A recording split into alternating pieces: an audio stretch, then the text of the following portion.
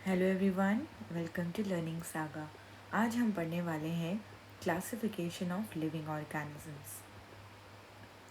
Living organisms को दो group में बांटा गया है, जो कि है प्रोकैरियोटिक और यूकैरियोटिक। अब यहाँ पे कैरियोटिक का मतलब होता है, यानी हम इसे रिलेट कर रहे हैं विथ कैरियन, जिसका मतलब होता है न्यूक्लियस। अब न्यूक्लियस के बेसिस पे ये दो ग्रुप्स में डिवाइडेड है। अब बात करते हैं पहले प्रोकैरियोटिक की।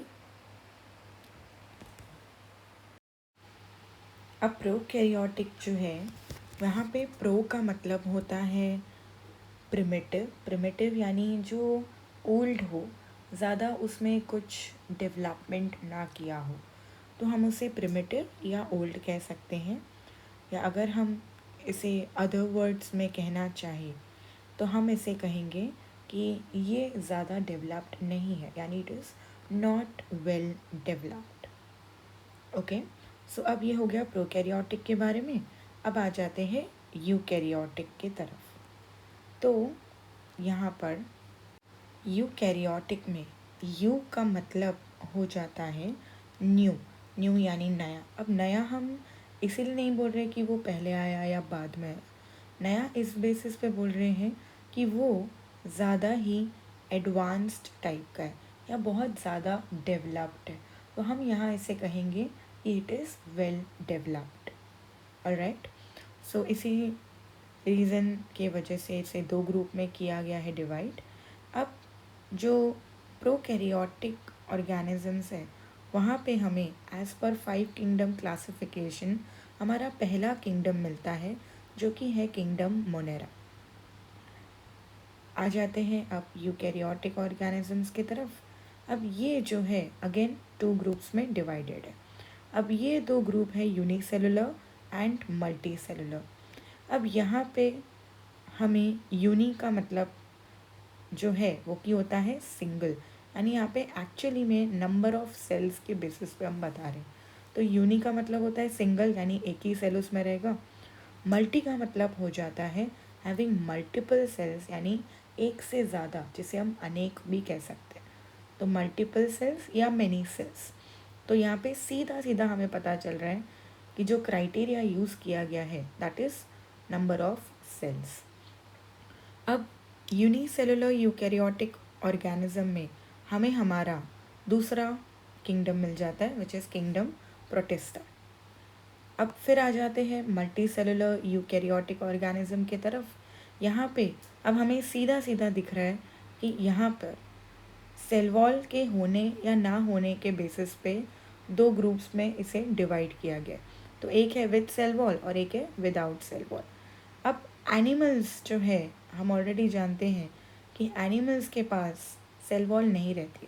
तो यहाँ पे हमारा थर्ड किंगडम आ जाता है, विच इज़ किंगडम एनिमेलिया। अब अगेन चलते हैं with cell wall multicellular eukaryotic organism की तरफ, जो कि अगेन दो ग्रुप में डिवाइडेड है, फोटोट्रॉफिक एंड हेटेरोट्रॉफिक। अब फोटोट्रॉफिक जो है, यहाँ पर हम इसे ऑटोट्रॉफिक भी कह सकते हैं, जिसका मतलब होता है कि यहाँ प्लांट्स खुद से अपना खाना बनाते हैं in presence of sunlight and chlorophyll pigments, यानी ये फोटोसिंथेसिस कर रहे हैं जिसमें they can synthesize their own food, और ऐसे प्लांट्स ही करते हैं। तो हमें हमारा fourth kingdom that is kingdom plantae यहाँ पे मिल जाता है। अब आ जाते हैं टुवर्ड्स दी हेटेरोट्रॉफिक वन। अब हेटेरोट्रॉफिक जो है, ये वो ऑर्गेनिज्म रहते हैं जो कि किसी और के ऊपर डिपेंड करते हैं अपने न्यूट्रिशन, यानी अपने खाने के लिए किसी और पर निर्भर करते हैं। तो हम कह सकते हैं डिपेंड्स अपॉन ऑटोट्रॉफिक और फोटोट्रॉफिक। तो ऐसे हमारा किंगडम फिफ्थ हमें मिलता है, विच इज़ किंगडम फंगाई। तो इसी तरह रॉबर्ट विटेकर जी के द्वारा दिया हुआ 5 किंगडम हमें इस लिविंग ऑर्गेनिज्म के क्लासिफिकेशन से मिलता है।